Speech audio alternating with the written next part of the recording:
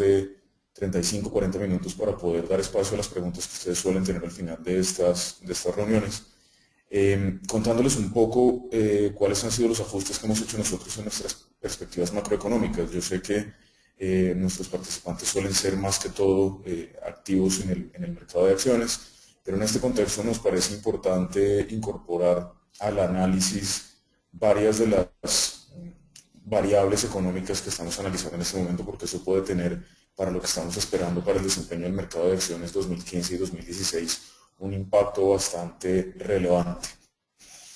Quisiera empezar por contarles que nosotros hicimos un ajuste a nuestras estimaciones de Producto Interno Bruto. En general estamos esperando que la actividad económica se desacelere de manera importante durante 2015 y 2016, básicamente como consecuencia de una reducción en los precios de los hidrocarburos.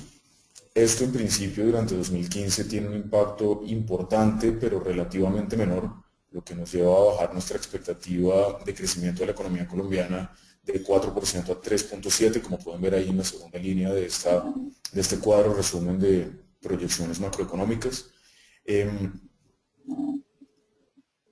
¿Por qué es 3.7 y no menos? Como ya hemos visto algunos analistas internacionales haciendo proyecciones con crecimientos de Colombia más en el rango entre 3 y 3.5. En primer lugar, porque estamos esperando que de todas maneras la economía mantenga cierta inercia, y hay que recordar que si bien el sector de hidrocarburos es importante en la economía colombiana y más importante aún en la generación de ingresos para la nación, no es tan importante como uno pensaría en el Producto Interno Bruto, que sí es el caso de países como México, Brasil, Chile o Perú, en el caso de la minería. En Colombia estamos hablando de que representa hidrocarburos algo menos de 8% del PIB, y en esa medida pues las demás actividades asociadas a la economía, digamos, no dependen tanto de petróleo como en otros países, y por lo tanto estamos esperando que haya un comportamiento más o menos favorable durante los próximos 3, 4 trimestres en otros sectores. A eso hay que sumarle que el efecto en consumo no debería ser tan grande, o al menos no en el corto plazo. Esto debido a que la minería, perdón, el sector de hidrocarburos, en contraste con la minería, no emplea tantas personas. Estamos hablando de que en Perú, por ejemplo, de la fuerza total laboral entre el 5 y el 6% está empleado en alguna actividad conexa con minería, mientras que en el sector de hidrocarburos en Colombia, por ser una industria tan intensiva en capital, estamos hablando de menos del 1% de la fuerza laboral. Esto de ninguna manera pretende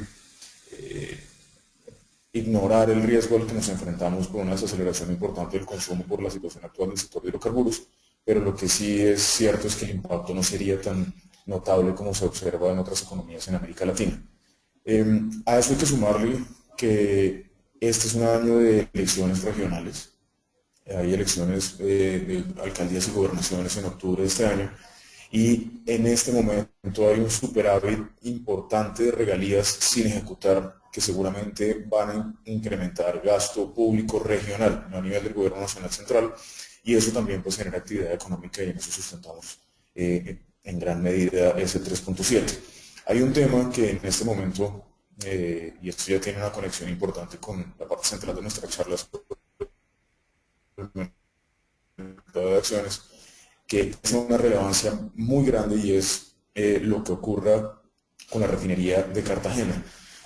Ha presentado un atraso importante. La refinería ha debido entrar hace ya varios meses y se encuentra prácticamente cerrada desde comienzos del año 2014. Esto ha implicado que Ecopetrol ha debido ser importador neto de derivados de petróleo para poder abastecer el mercado nacional de combustibles, lo que ha tenido un impacto bastante negativo en la balanza comercial y por lo tanto en el crecimiento de la economía. La entrada en operación de Cartagena puede tener un impacto bastante grande en la balanza comercial, porque Colombia dejaría de ser importador neto de combustibles, y digamos que por la diferencia de precios que hay entre el crudo que se exporta hoy, porque no puede ser refinado en Colombia, y lo que se va a producir internamente y que se va a dejar de importar, que es más costoso, hay ese margen entre lo que se produce y el crudo va a tener un impacto positivo sobre la balanza comercial, que va a ser bastante relevante, y eso también va a tener un impacto en la actividad económica. Si uno de la refinería de Cartagena, al haber estado cerrada, en las cifras de industria a lo largo del año 2014, de los 3 trimestres que ya conocemos, se puede ver que ha habido un comportamiento favorable, y muy seguramente con la entrada en operación de la refinería vamos a ver un incremento importante. La magnitud es bastante más grande de lo que la gente cree en general. Estamos hablando de que puede llegar a ser medio de entrar en operación. Lo que está diciendo Ecopetrol es que en principio debería en agosto estar operando en plena actividad. Hay que recordar pues, que en este tipo de proyectos siempre hay un riesgo de ejecución importante. Adicionalmente, pues este ya es una historia en particular que ha tenido atrasos que no son despreciables, y no podemos trabajar con un escenario base en el que la refinería definitivamente entre en operación como está en el cronograma, pero sí estamos esperando que en el transcurso de los próximos 12 meses empiece a operar, y eso puede darle un sustento a la economía de manera importante. La gran pregunta entonces no es 2015 sino 2016, y es básicamente, está asociado a los efectos que se conocen como de segunda ronda, que pueden provenir básicamente de que en el 2015 vamos a tener muy seguramente un año con unos precios de petróleo que en general, en promedio, van a estar considerablemente por debajo de lo que estuvieron durante el 2014, y eso va a implicar que para el 2016 los ingresos de la nación provenientes de recaudo de impuesto de renta, de regalías y de dividendos de Ecopetrol va a ser considerablemente inferior al que reciban en este año 2015. Y eso va a implicar que seguramente va a haber una reducción en el gasto fiscal, lo que tiene obviamente un impacto también en desaceleración económica. ¿Cuál es la razón por la que el crecimiento de la economía, sin embargo, puede ubicarse para el año 2016 entre 3 y 3,5? Y no muy por debajo de eso. La expectativa que hay por la actividad económica que generen el inicio de las obras de infraestructura, las obras de cuarta generación. Ya están asignados, firmados los contratos de la primera ola. Se espera que antes de terminar este primer semestre se adjudique la segunda ola. Y no esperamos que haya un movimiento de tierra significativo, es decir, que no empiecen las obras de las concesiones, sino hacia ya bien entrado el final del año 2015, y se va a sentir con más fuerza en el año 2016. Ese, digamos, va a ser como uno de los principales motores de la economía colombiana en ausencia, más bien en presencia de esta aceleración tan fuerte del mercado o del sector de hidrocarburos. Eso con respecto al PIB. Con respecto a inflación, estamos esperando que continúe deteriorándose hacia 3,9-4% hacia mediados del año, en la inflación ocurrida a 12 meses, que haya una corrección importante y que seguramente termine el año nuevamente convergiendo hacia 3,3-3,4%, más hacia la parte media del rango meta del Banco de la República. Y eso en nuestro escenario base le daría espacio al Banco de la República para, no ahora, no en los próximos meses, pero sí hacia finales del año, en sus reuniones de los últimos meses, posiblemente poner a consideración de la Junta una reducción en la tasa de intervención. En nuestro escenario base estamos trabajando con una caída de 50 puntos básicos en la tasa del Banco de la República, reducción que se mantendría en todo 2016, para ubicarse nuevamente después de 2017 en 4,5, que es la tasa que nosotros consideramos de equilibrio para la economía en Colombia. Eso obviamente va a tener un impacto también en el margen de intermediación de los bancos, pero podemos hablar más adelante. Y finalmente, en términos de tasa de cambio, estamos esperando que se mantenga en promedio durante el año 2015 alrededor de donde estamos actualmente, es decir, en 2.350 pesos en promedio, con unas presiones bajistas hacia finales del año que podrían llevarla a 2.250, que es nuestra estimación de cierre del año 2015. Esto en razón a dos cosas puntuales. Primero, o tres mejor, perdón. La primera es que estamos esperando que haya un repunte en los precios del petróleo, no ahora, y de hecho no creemos que esta recuperación reciente, estas últimas semanas, sea un evidente cambio en la tendencia. No creemos que sea el punto de inflexión definitivo en el comportamiento de los precios del petróleo, pero sí a lo largo del año debería haber continuarse con una tendencia un poco más parsimoniosa de recuperación en los precios de los hidrocarburos, y eso obviamente tiene un impacto sobre el dólar. Según en nuestro escenario base para el mercado de renta variable, estamos asumiendo que el gobierno vende Isagen. Hay que tener en cuenta que la devaluación le ha hecho un favor muy grande al gobierno en sus intenciones de vender la compañía, porque para un inversionista internacional que, según lo que se vivió durante los finales del año pasado, sería un internacional quien estaría interesado en hacer la adquisición de la compañía, la devaluación simplemente ha abaratado para hacerse al control de Isagen. Entonces, creemos nosotros que las probabilidades de que la compañía sea vendida efectivamente en este año 2015 son bastante altas. Eso generaría un flujo importante de dólares hacia la economía colombiana y por lo tanto podría haber presiones a la baja en la tasa de cambio. Y por último está, como les comentaba, pues la entrada en operación de la refinería, que puede tener también un impacto en tasa de cambio. Eso, para cerrar con nuestras expectativas macroeconómicas, voy a contarles un poquito sobre otro tema que me parece relevante, ya pasando al mercado de renta variable.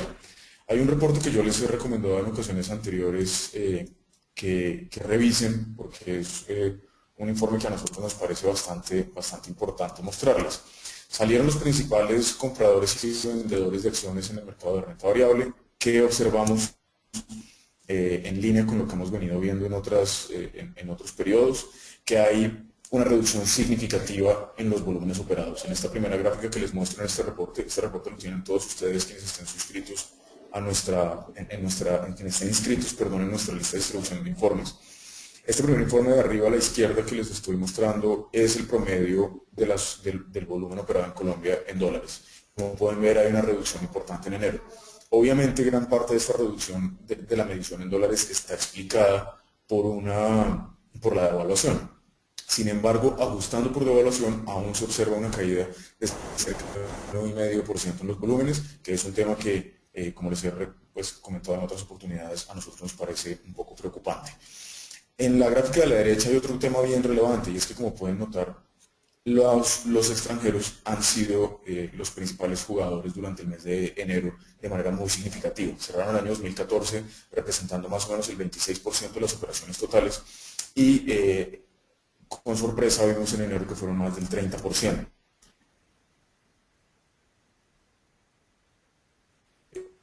Que es lo mismo que quería mencionar.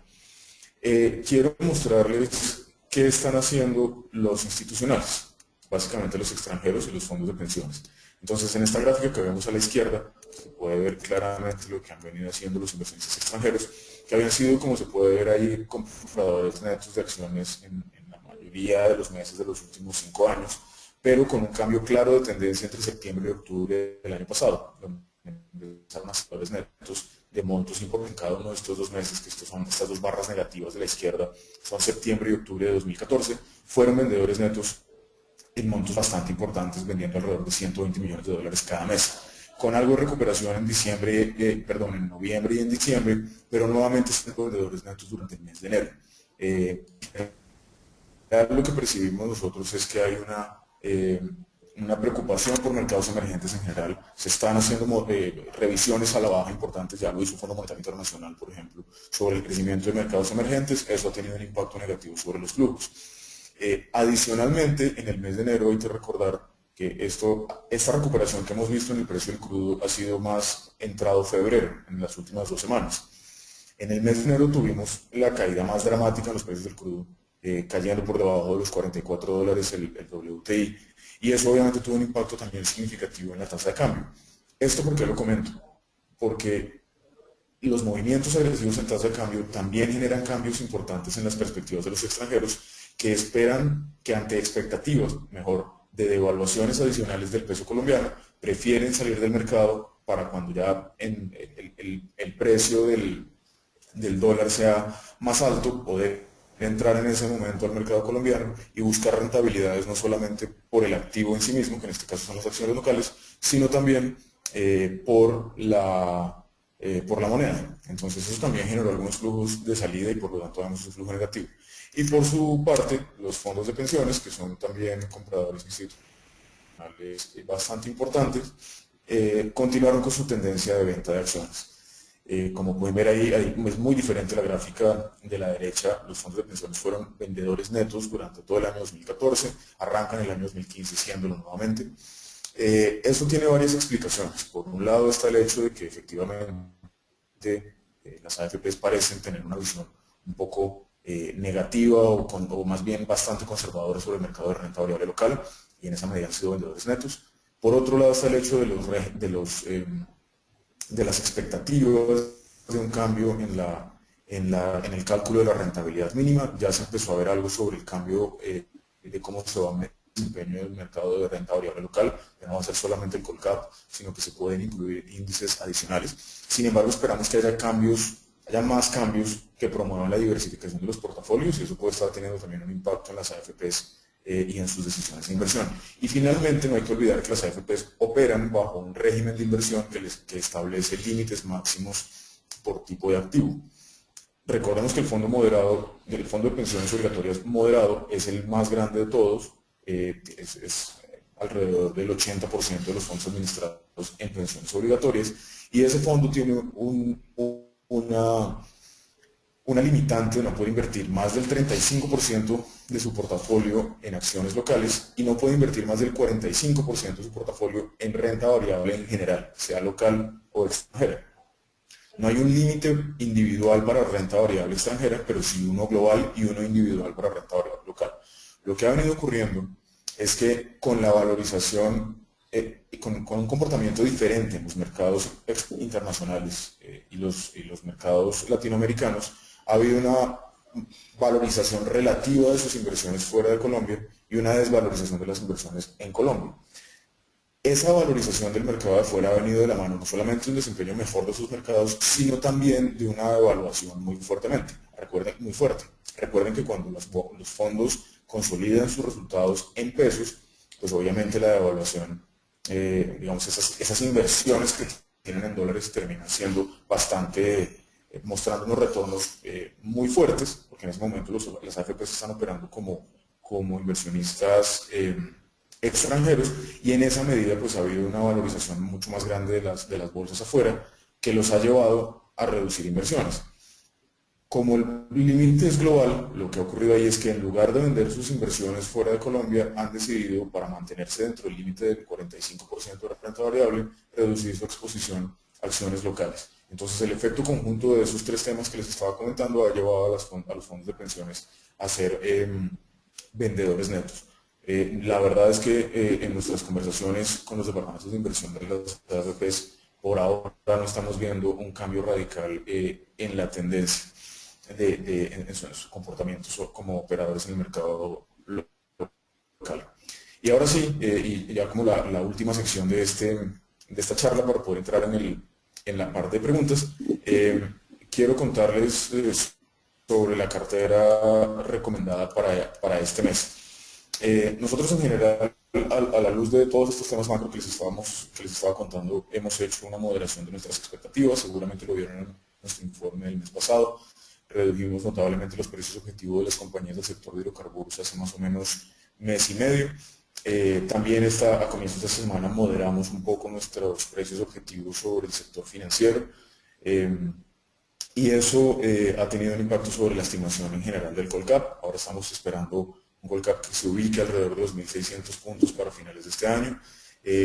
Claramente no liderado por las compañías del sector de hidrocarburos, sino por otras compañías que para nosotros en este momento se encuentran negociándose unos descuentos importantes frente a su valor fundamental, pero en general la visión es menos positiva, obviamente, de lo que era hace 3 o 4 meses, cuando no se había configurado una caída tan dramática en los precios de los hidrocarburos y por lo tanto en los precios de las acciones de ese sector.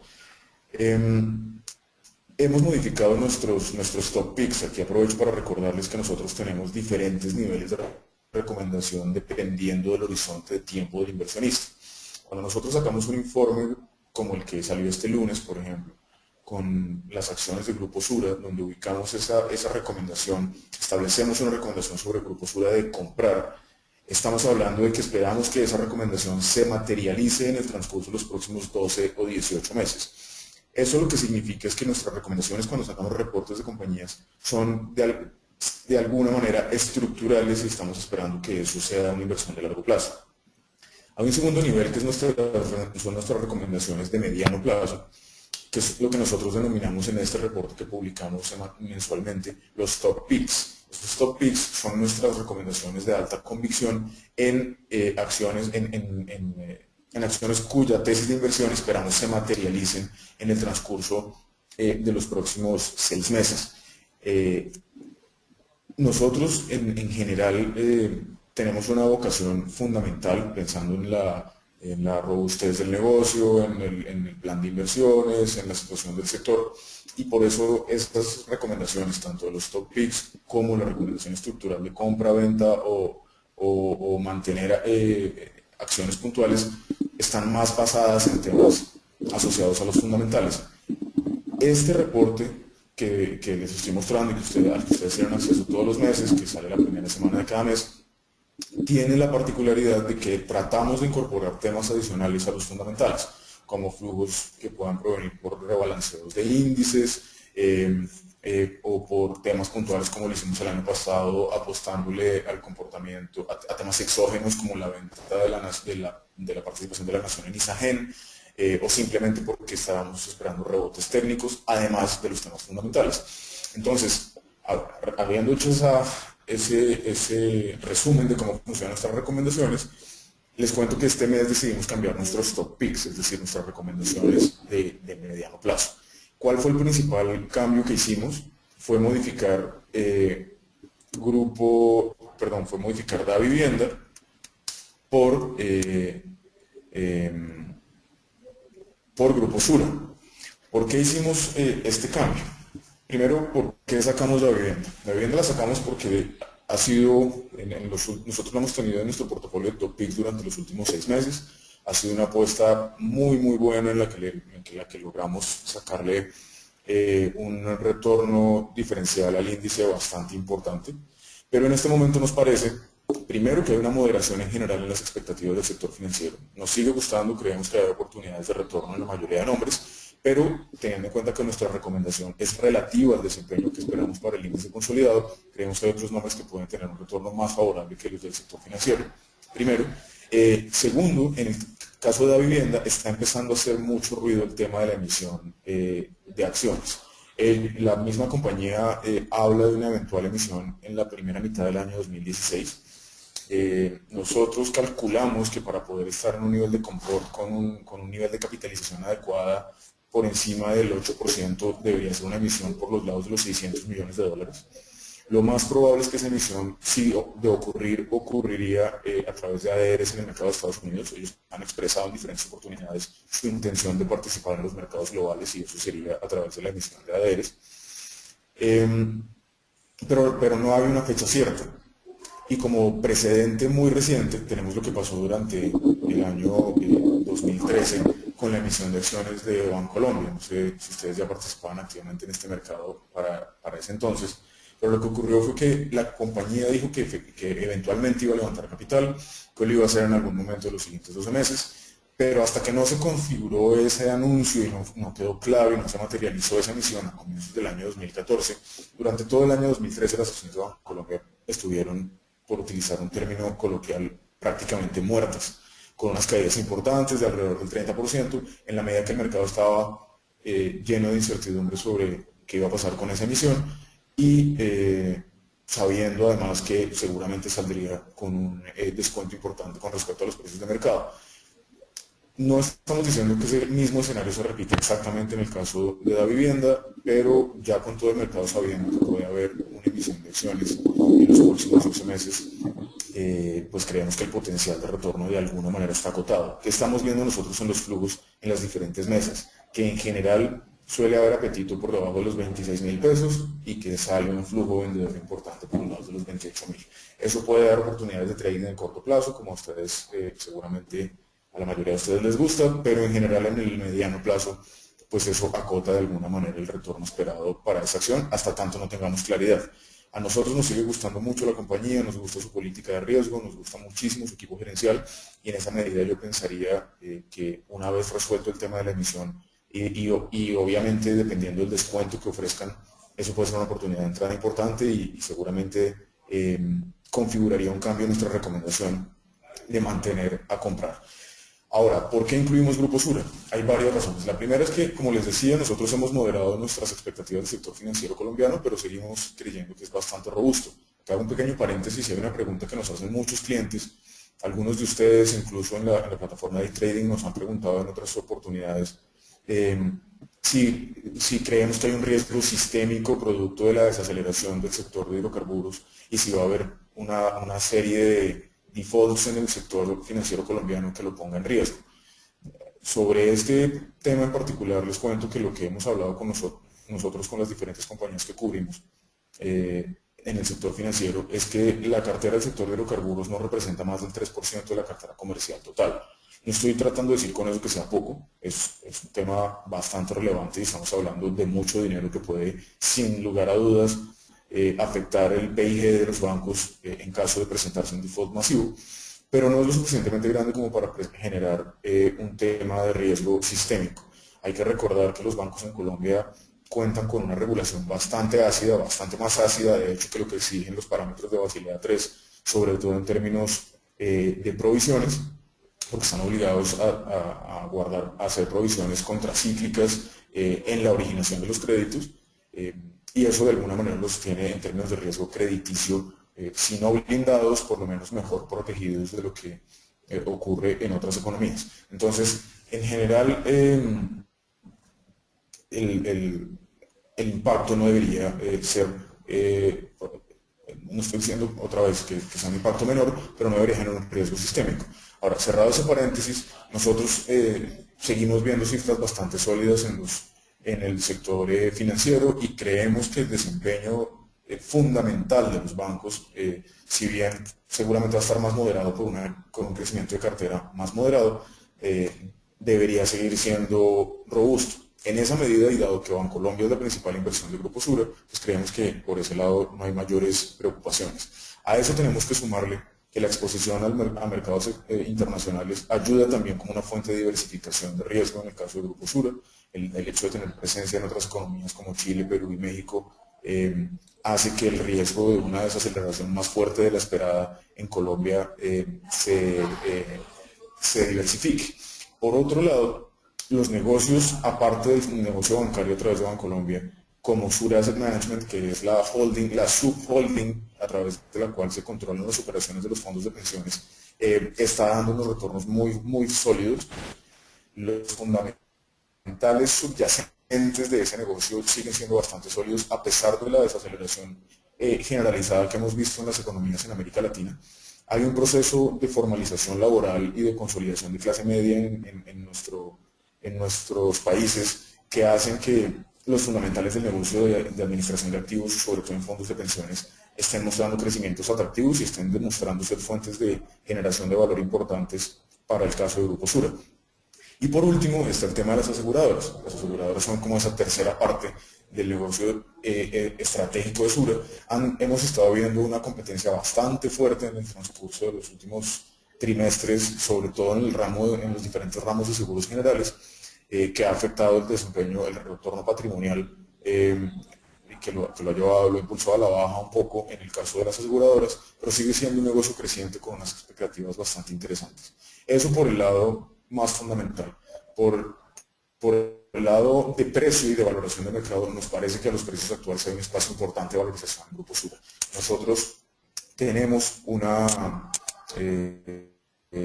hacemos siempre un análisis de cómo se comporta la suma de las partes con respecto a lo que vale la holding completa a precios de mercado. Y lo que encuentra uno es que cuando analiza el valor que le asigna el mercado a Grupo Sura como acción con respecto a lo que valen las partes sumadas, es decir, la parte de su participación de Bancolombia, su participación en Sura Asset Management, su participación en las aseguradoras y por último, aunque no menos importante, sus participaciones en Grupo Argos y en Nutresa. Cuando uno suma todo eso, en este momento se está negociando Grupo Sura a un descuento muy superior de lo que ha sido normalmente. Es normal que las holdings se negocien a un descuento entre 4 o 5% con respecto a lo que vale su portafolio, pero en este caso puntual, en el caso de Sura, estamos hablando que se está negociando un descuento de cerca del 20%. Esta es una situación muy similar a la que ocurrió hacia finales de 2013 y hay que tener en cuenta que Grupo Sura pues, fue un outperformer durante en los últimos 3, 4 trimestres, básicamente porque esa brecha se cerró. En este momento hemos visto una salida de flujos, o vimos recientemente una salida de flujos importante en Grupo Sura, pero creemos que es por temas más técnicos y de flujos y no tanto por un cambio en su perspectiva fundamental. Recuerden que en el rebalanceo del Colcap hubo salidas importantes en la mayoría de nombres, salvo en aquellos que se vieron beneficiados por el cambio en la metodología que anunció la bolsa hacia comienzos de enero. Entonces, esa salida de flujos de Grupo Sura era básicamente porque los índices lo ordenaban y eso generó una desvalorización que para nosotros no tiene justificación desde un punto de vista fundamental y por lo tanto nos hace pensar que no hay ninguna razón para que ese descalce entre lo que vale el portafolio y lo que vale la acción en la bolsa no se cierre, no se cierre paulatinamente durante los próximos meses. Entonces esa es la razón por la que nosotros hicimos el cambio de la vivienda por Grupo Sura.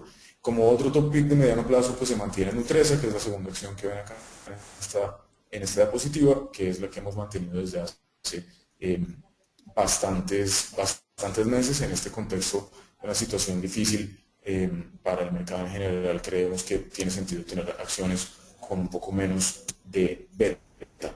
Ahora sí pasamos al portafolio de este mes. Entonces, por las mismas razones que les expliqué en este momento, nuestra acción número 1 este mes es Grupo Sura. La tenemos este mes en el portafolio. El segundo nombre que incluimos este mes es Éxito. Nosotros hemos en otras oportunidades, seguramente ustedes nos habrán oído que nuestra recomendación en Éxito es un poco, tenemos preocupaciones estructurales en el largo plazo porque el contexto competitivo del retail en Colombia ha cambiado notablemente en los últimos años. Esa posición dominante de Éxito que parecía indiscutida durante tanto tiempo en este momento se está poniendo a prueba. Ellos están enfrentando a unos competidores bastante más agresivos que lo que fue Carrefour durante la década que tuvo presencia en Colombia. Y está obligando al Éxito a ser bastante también más agresivo y más creativo en sus estrategias para retener market share. Otro tema que hemos estado viendo es que en general toda esta presión competitiva y la tendencia del Éxito a crecer a través de los formatos, digamos, para segmentos más bajos de la población, está generando presiones a la baja en el margen operativo y el margen de EBITDA del negocio de retail como tal. Y eso seguramente lo vieron, nosotros publicamos ayer nuestro análisis sobre los resultados que presentó Éxito al cierre de la jornada del martes. Y eso se está notando en el desempeño del Éxito. ¿Qué mantiene los márgenes relativamente altos o estables? Los negocios complementarios de Éxito, es decir, todo el tema de la agencia de viajes, el negocio inmobiliario, los arrendamientos de los espacios comerciales en las grandes superficies. Y eso, digamos que eso es positivo de la gerencia, pero demuestra que el negocio del retail en Colombia pues está cambiando. Dicho eso, y a pesar de que nuestra recomendación es mantener, nosotros en el caso de Éxito, después de las fuertes caídas que se vieron, vemos un espacio de valorización, una oportunidad, un rebote importantes. Hoy en día Éxito se está negociando a los precios más bajos de los últimos 12 meses, se está negociando a los múltiplos más bajos de los últimos 4 años y hemos visto algo de interés por parte de inversionistas extranjeros en ese nombre. Entonces creemos que ahí puede haber alguna oportunidad. De todas maneras hay que tener en cuenta que al igual que Nutresa, Éxito tiene unos fundamentales más asociados a temas más estables, al consumo de los hogares, que es un poco menos cíclica. No es, al tener una composición dentro de su mezcla de ventas de algo más de 70% en alimentos, pues es más bien contracíclica. Eso no es el caso de otros retailers como Falabella, donde casi todos son bienes durables lo que vende, y obviamente pues es bastante más cíclico a la situación de la economía. El caso del Éxito es un poco diferente y en ese sentido se parece más en cuanto a sus fundamentales y a sus reacciones de mercado un poco más a Nutresa que a Falabella, y en esa medida también lo incluimos.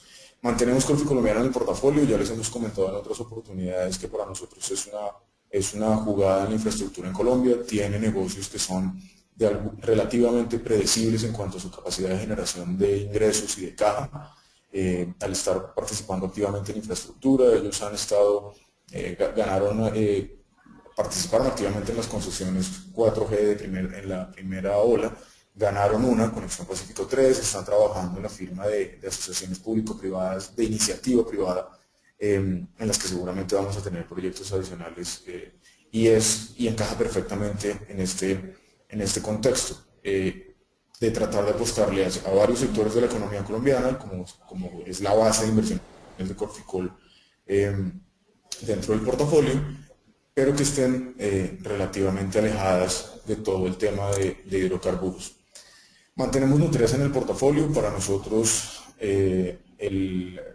digamos que no estamos viendo mayor riesgo en las economías donde opera Nutresa. ¿Qué dos riesgos importantes identificamos? Uno, que ya les habíamos comentado en oportunidades anteriores, que era el tema de Venezuela. En el segundo trimestre del año 2014, Nutresa decidió, si se quiere, sincerar las cifras, aplicar la nueva tasa de cambio que se utilizaba en Venezuela, y eso generó una caída en los ingresos de las unidades internacionales de manera importante. Pero lo cierto es que al hacer nosotros también nuestros ajustes en nuestros modelos, eso lo que implicaba era que, o lo que implicó es que en este momento ya la operación en Venezuela representa algo menos del 1% del total de lo que tiene Nutresa en todos los países. No quiero con esto decir que eso es un efecto menor, pero ya está de alguna manera acotado ese riesgo. ¿Qué vemos de riesgo adicional? Que con la situación que se deteriora a pasos agigantados en Venezuela, no hay que descartar que sea necesario hacer un write-down de toda esa inversión, que haya una expropiación o que simplemente el negocio deje de ser viable, o que pues ustedes mismos lo han visto en las noticias en las últimas semanas, a los empresarios del sector privado yendo a la cárcel porque hay colas al frente de sus almacenes. Entonces, cosas tan eh, particulares y hasta pues, definitivamente no pro mercado ponen en riesgo cualquier operación que haya en Venezuela. Como les digo, en este momento es menos del 1% de lo que nosotros consideramos es el valor de Nutresa, pero puede ser un riesgo adicional. Y lo otro que puede ser un riesgo acá es que hay que recordar que Nutresa para algunas de las líneas de negocio es importador neto de materias primas, y la devaluación puede tener un impacto negativo y llevar a alguna compresión de márgenes. Por ahora no lo hemos visto, estamos muy atentos a la publicación de resultados del cuarto trimestre, donde podamos tener un poco más de luz sobre cuál es el verdadero impacto de la devaluación en el margen debido a mayores costos de materia prima. Y por último metemos ISA. Nosotros tenemos una recomendación de largo plazo de subponderar. Les recuerdo pues que esta cartera busca explotar oportunidades de corto plazo y por lo tanto podemos tener contradicciones aparentes como la que tenemos en el caso de ISA, donde tenemos una recomendación de subponderar, pero a pesar de eso la tenemos incluida en el portafolio de corto plazo. ¿Y por qué la tenemos incluida en el portafolio de corto plazo? Porque ha tenido unas caídas demasiado fuertes que para nosotros ya fueron más allá de lo que sugieren los fundamentales de la compañía. Estamos pendientes del tema en Brasil, de cómo termina todo ese episodio de la indemnización que debe recibir ISA por sus operaciones en el estado de Sao Paulo como transmisor de energía. Nosotros en nuestro modelo teníamos un ajuste a esa expectativa de recuperación de dineros en Brasil al 70%. Eso fue casi exactamente lo que el gobierno brasileño propuso, o fue la contraoferta o la contrapropuesta que le hizo a ISA después de que ellos presentaran sus pretensiones en la indemnización. Y creemos que los niveles actuales de 7.400, 7.500 pesos pues ya no se compadecen con la realidad fundamental de la compañía. Y adicionalmente, cuando uno hace un poco de análisis técnico sobre ISA, digamos que queda claro ese análisis, perdón, sugeriría que podría haber algún rebote en el corto plazo en ese nombre, y por eso lo incluimos. Eso era lo que quería contarles el día de hoy. Voy a abrir el espacio para preguntas. Pues estoy pendiente de las preguntas que tengan. Vamos a dar un par de minutos para que el chat se llene de preguntas y ya continuamos.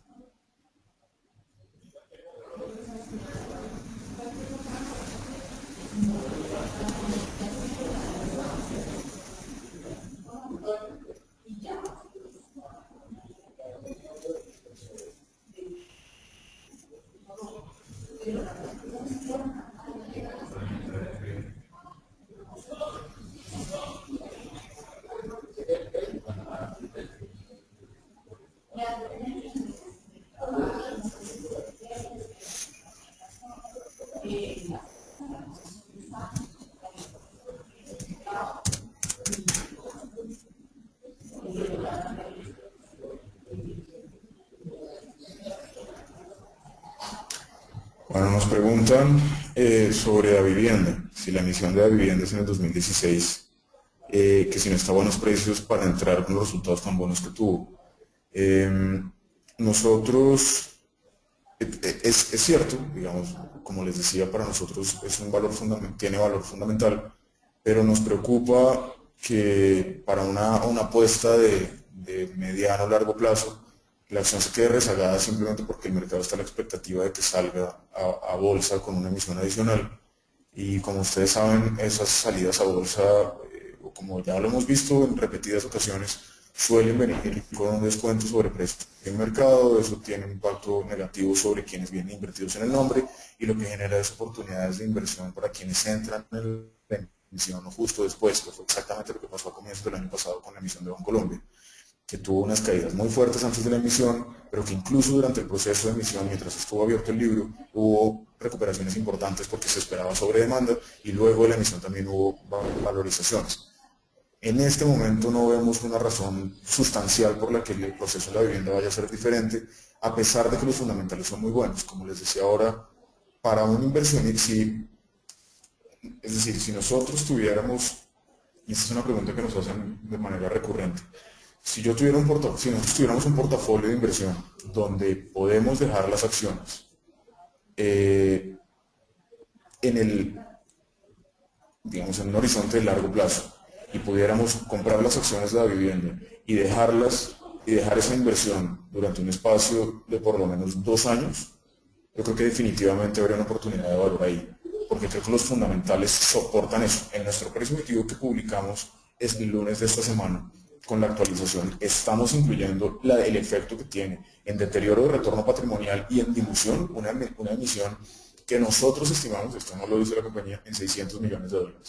Y aún así da un retorno total interesante en un horizonte de largo plazo. Entonces, para quienes estén esperando materializar esas rentabilidades en el muy corto plazo, pues tal vez vemos que el retorno puede estar acotado y por eso no tenemos la recomendación de compra ya en la vivienda. Pero para quienes puedan soportar el efecto negativo que pueda tener la materialización de la emisión de acciones, para nosotros es una recomendación de largo plazo en la que seguimos pues bastante positivo. Nos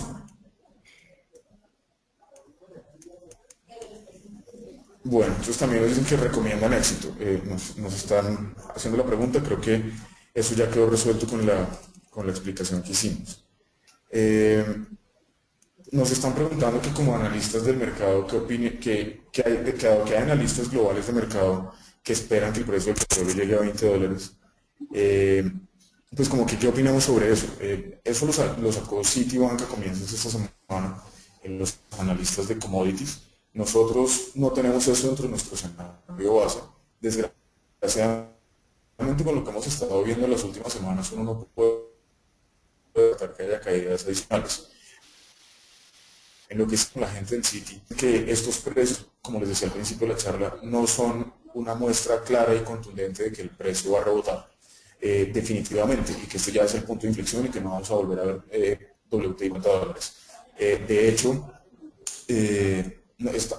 podría haber alguna corrección adicional y en general no esperamos que haya una recuperación muy fuerte en cuestión de semanas o meses.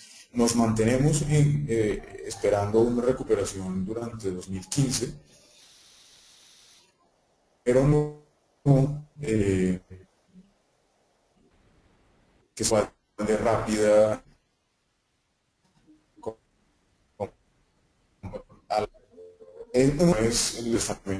Lo habrán visto. Hay que sumarle factores muy temporales que no deberían tener un efecto de largo plazo, como el hecho de que hay varias refinerías en la costa del Golfo de México que entraron en huelga. Todos estos temas sugieren que efectivamente, por esos términos, la OPEP está ganando la batalla y quienes se están viendo obligados a cerrar la llave y a bajar el flujo de producción es precisamente Estados Unidos y no la OPEP, como fue la historia durante los últimos 40 años. Entonces eso de alguna manera sí da un respiro y el mismo JP Morgan dice que este puede ser el comienzo del fin de la crisis del sector de hidrocarburos o un cambio en la tendencia del ciclo de commodities. Sin embargo, hay temas que siguen generando mucha preocupación y que nos hacen a nosotros mantener esa perspectiva de que el precio sí se va a recuperar, pero no tan rápidamente, y que esto no es ya el cambio de la tendencia. Uno de esos es que seguimos viendo crecimientos muy significativos en los inventarios de petróleo. Estamos en los máximos de los últimos 80 años, con más de 400 millones de barriles en almacenamiento, y estamos empezando a enfrentar un problema que no se veía desde hace décadas, y es que el mundo en general, como un todo, se está quedando sin infraestructura de crudo. Y ante ese hecho, pues esa estrategia que hemos visto en oportunidades anteriores de, por ejemplo, las compañías chinas acumulando petróleo en escenarios de precios bajos, en tanqueros o en tierra, pues ya se ve bastante limitada. Es en parte en eso en que basa el analista del sitio y su expectativa de un dólar, de un petróleo que pueda llegar incluso a caer hasta los $20. Entonces eso ya nos parece un escenario demasiado bajo, pero no descartamos que vuelva a caer por debajo de los 50 y se quede fluctuando entre 45 y 50.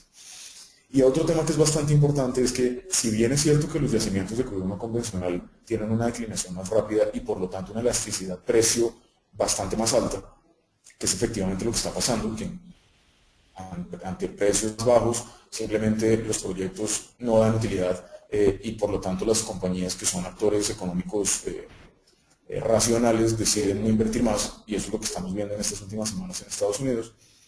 Pues eso se toma más tiempo de lo que uno pensaría, eso no es automático. Y de acuerdo con la EIA, que es la Agencia de Información de Energía de Estados Unidos, el cierre de esa brecha puede tomar varios trimestres. Ellos incluso mantienen su expectativa de que va a haber un crecimiento año a año en las, va a haber un crecimiento año a año en la producción de Estados Unidos, y que por lo tanto esa brecha de sobreoferta que hay en este momento se va a demorar en cerrarse por lo menos 4 trimestres.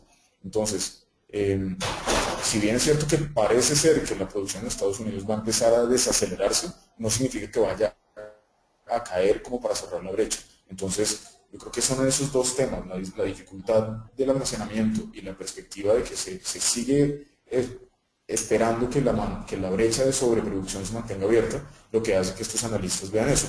Nosotros, nosotros pues no lo vemos tan abajo, pero nos parece que sí es muy cierto que no debemos esperar una recuperación tan fuerte en el muy corto plazo.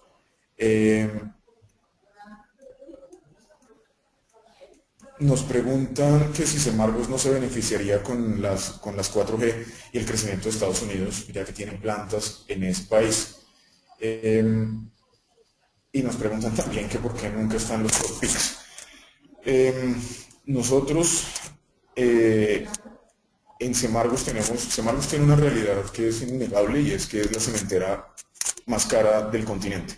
Si uno mira los múltiplos de Semargos, son muy, muy altos. Han venido ajustando, seguramente también la entrada en vigencia de IFRS en Colombia va a generar una mejoría en los múltiplos de las compañías del GEA, Semargos en menor proporción que las holdings, pero Semargos también. Sin embargo, sigue teniendo múltiplos altos. Nosotros no tenemos ni CLH ni Semargos dentro de los top picks. Digamos que el comportamiento que ha tenido Semargos y el comportamiento que han tenido también CLH durante los últimos 6 meses, creo que es prueba de que fue una decisión acertada no tenerlas incluidas. A la luz de las 4G, nosotros estamos esperando que esto efectivamente sea una oportunidad interesante. Aquí definitivamente va a haber un incremento extraordinario en los ingresos, más allá de lo que normalmente vemos, tanto para CLH como para Semargos. Nosotros estamos muy pendientes de lo que ocurre en términos de ejecución en las 4G. Hasta ahora todo parece indicar que el tema va en marcha, pero acuérdense que la adjudicación se demoró casi un año más de lo que teníamos presupuestado. Y así como la licitación, así como la adjudicación se tomó todo ese tiempo, no hay, y recuerden pues que esta nueva ley de infraestructura y los 4Gs tienen muy buenas intenciones, pero no hay que olvidar que desgraciadamente pues tenemos en este país una larga historia de serios problemas de ejecución, y nosotros preferimos ser un poco más conservadores. Seguramente las 4G van a tener un impacto muy significativo, pero en nuestras mismas conversaciones con nuestras compañías, las mismas cementeras no están esperando que eso tenga efecto alguno en el PIG del 2015, sino que sea algo más centrado en 2016. Y en nuestras conversaciones con inversionistas extranjeros es una visión que ellos también comparten. Y es algo más o menos parecido a lo que hay en la vivienda, volviendo a la pregunta anterior. La gente dice, si yo tuviera un portafolio que puedo comprar hoy y no volver a ver en 5 años, yo creo que definitivamente uno debe tener, perdón, una compañía que tenga un vínculo directo con toda la historia de infraestructura en Colombia. Sin embargo, pensando en los retornos a 6 meses o a un año, todavía para nosotros no es tan concluyente la información que tenemos como para decir, sin temor a equivocarnos, que las cementeras en este momento son un top pick. Eh, bueno, eh, bueno, nos preguntan que si nosotros tenemos una estimación de a cuánto puede vender Ecopetrol las acciones que tiene en ISA. La verdad es que es muy difícil pegarle ese número. A nosotros nos sorprendió bastante el número que finalmente sacó Ecopetrol como su pretensión de venta del paquete de la empresa Energía Bogotá, bastante por encima del mercado, a 1.740 cuando la acción se está negociando por debajo de 1.700. En ISA no esperaría que se vaya a ser muy diferente, en el sentido de posiblemente no esperar que salgan con una prima, pero sí algo, digamos, por encima o bastante alineado con el precio de mercado. Como les decía ahora, nosotros estamos esperando que haya algún repunte en los precios de ISA. Nosotros tenemos un precio objetivo que está cercano a los 8.900 pesos. Eh, y creo que esa es una valoración, yo creo que la valoración que nos tenemos nosotros es bastante justa. Si ustedes se fijan, en la mayoría de analistas pues no hay como un exceso de dispersión en los precios objetivos de ISA porque ausencia de las oportunidades de crecimiento que tenía por meterse a los temas de inflación, eh, y no asumir riesgo constructivo también, que era lo que habían hablado cuando hace ya 3 años hablaban de construir ellos las autopistas de la montaña. Pues ISA vuelve a ser un poco lo que siempre había sido, que es una compañía que opera bajo una relativamente alta predictibilidad de los flujos de caja y en esa medida pues hay más o menos consenso en cuál es la capacidad de generación de valor de este nombre. Entonces yo creo que nuestro precio objetivo de 8.900 está bastante cerca de lo que es el valor justo de ISA. La decisión de Ecopetrol pues también tiene que jugar con la situación de mercado y para ello sería muy difícil vender ese paquete con una prima sustancial por encima de lo que está en este momento la acción. Esperamos que haya un rebote, seguramente si se consolida por encima de los 8.000 pesos, ahí podemos estar esperando un anuncio de Ecopetrol para venderlo. Bueno, nos preguntan si después de conocer los resultados de éxito ha cambiado en algo su recomendación. Eh, la verdad no. Eh, no fueron pues resultados espectaculares, pero estuvieron en términos operativos bastante en línea con lo que nosotros teníamos estimado, como seguramente lo vieron en el reporte que publicamos ayer.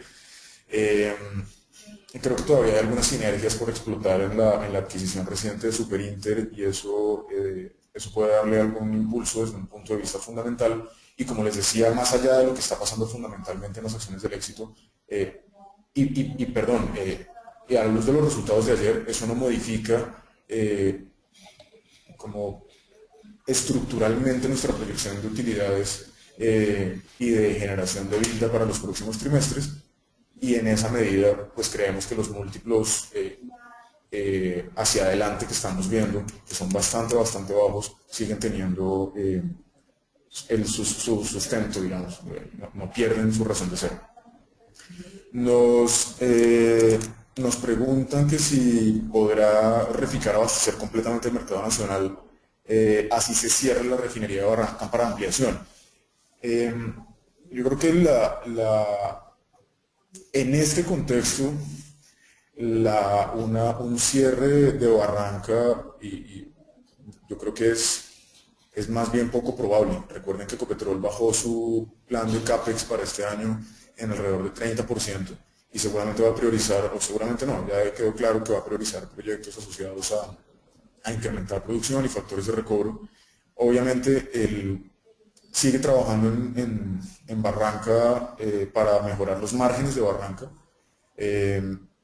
Pero en un escenario como el que plantea la pregunta, en el que se cierre Barranca y quede operando solamente Reficar, no es posible, es decir, nos volveríamos a enfrentar a lo que pasó durante los últimos 9 meses, y es que habría un desabastecimiento de combustibles refinados en Colombia, porque Barranca hoy tiene una capacidad efectiva, neta, digamos, que recibe una dieta de entre 230 y 250 mil barriles diarios, y con Reficar completa, después de ampliarla, hay que recordar que a Reficar le van a duplicar la capacidad de refinación, pues va a pasar a algo cercano a los 160 mil barriles, pues no sería suficiente para abastecer el mercado nacional. Por ahora no estamos viendo que vaya a haber un cierre de Barranca, pero en caso de verse eso, seguirían las presiones en la balanza comercial, como lo vimos eh,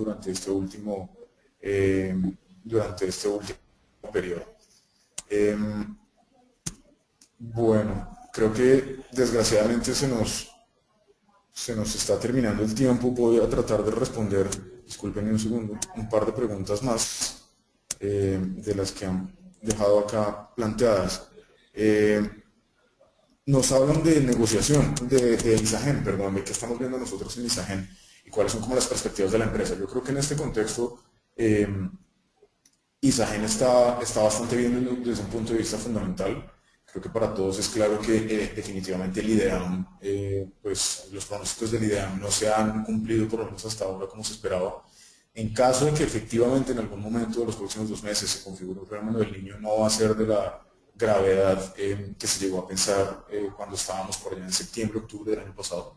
Eh, ya está operando Sogamoso completamente, ya está despachando. Eso seguramente se va a traducir en que se va a alcanzar a ver algo en los resultados del cuarto trimestre del año pasado, se va a ver en su totalidad en el primer trimestre del 2015, con unas cantidades despachadas superiores, seguramente también con un margen consolidado más amplio, porque recuerden que despachar con hídricas es bastante más barato que con térmicas.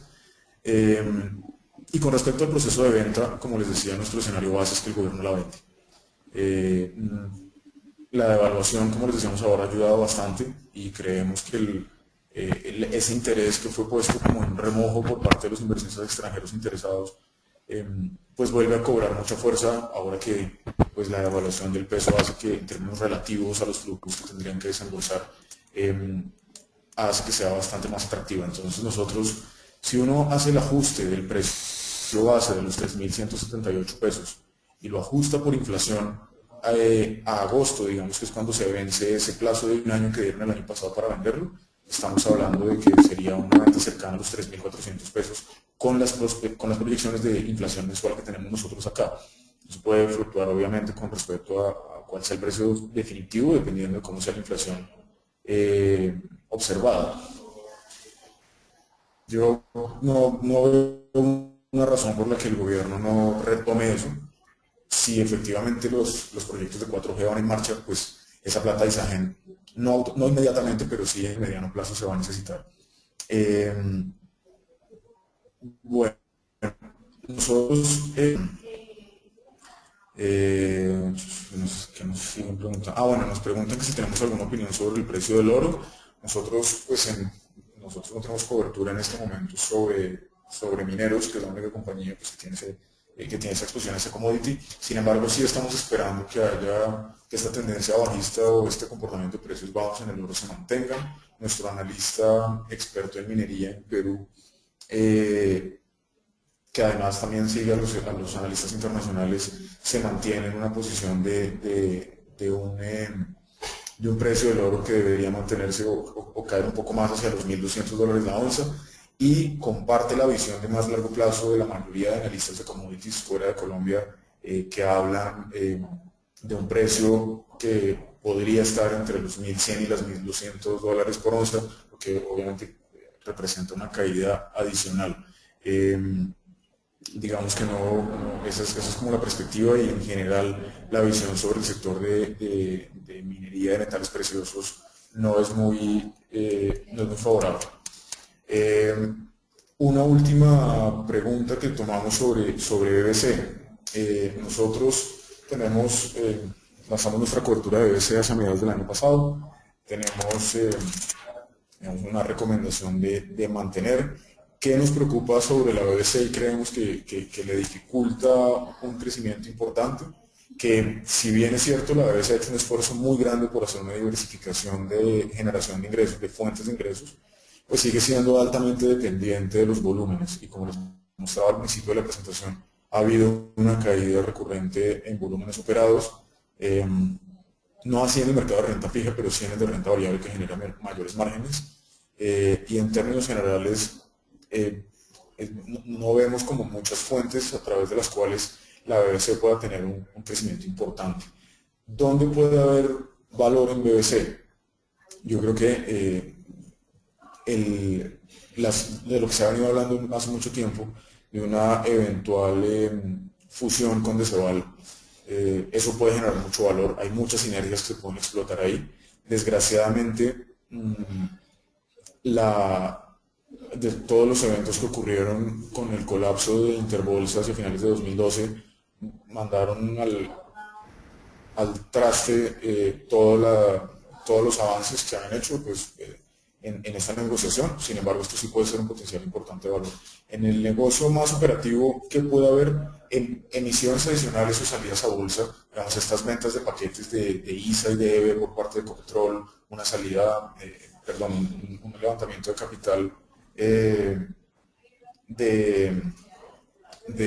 la vivienda, eso puede generar ingresos extraordinarios. Una de las cosas que salvó el año en términos de utilidades para la PBC fue precisamente la emisión de Bancolombia en el 2014.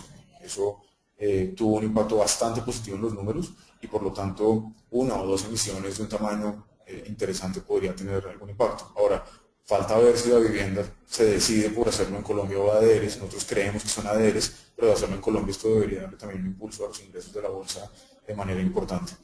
Nos preguntan con insistencia sobre Avianca. Contesto esa última pregunta y pues terminamos el webinar por hoy. Avianca es en este contexto pues una de las aerolíneas más baratas del mundo cuando lo mira por múltiplos. De acuerdo con nuestras estimaciones, se está negociando en un valor de compañía contra EBITDA de menos de 4 veces, que está bastante por debajo de la media de América Latina. Debería haber un beneficio bastante importante por la reducción de los precios del petróleo. En el caso de Avianca es más o menos un tercio de la estructura de costos es combustible y debería haber una reducción en eso de más o menos 50% con la caída de los precios, porque la correlación entre el jet fuel y el petróleo es muy, muy alta. Según lo que nosotros hemos hablado con la compañía, va a haber un pass-through de ese ahorro hacia las tarifas. Alrededor del 50% de lo que se ahorra en el combustible van a trasladarlo a tarifas más competitivas para aumentar demanda y factores de ocupación. Eso pues debería tener algún impacto positivo en participación de mercado. Nosotros, ¿qué estamos viendo como un riesgo importante en Avianca y que para nosotros, que muy alejado de los fundamentales, es un riesgo importante? Que recuerden que hacia finales del año pasado hubo una autorización para hacer una conversión de acciones ordinarias de Avianca hacia acciones preferenciales. Eso fue una conversión de los controlantes, es decir, mal haríamos nosotros en juzgar la necesidad que puede tener un inversionista controlante de una compañía que lo lleve a tomar una decisión de vender acciones ordinarias. Pero lo cierto es que en términos generales el mercado percibe como negativo que el inversionista controlante venda. Puede que tenga unas necesidades absolutamente justificables y que expliquen sus razones, pero en general el mercado lo percibe negativamente.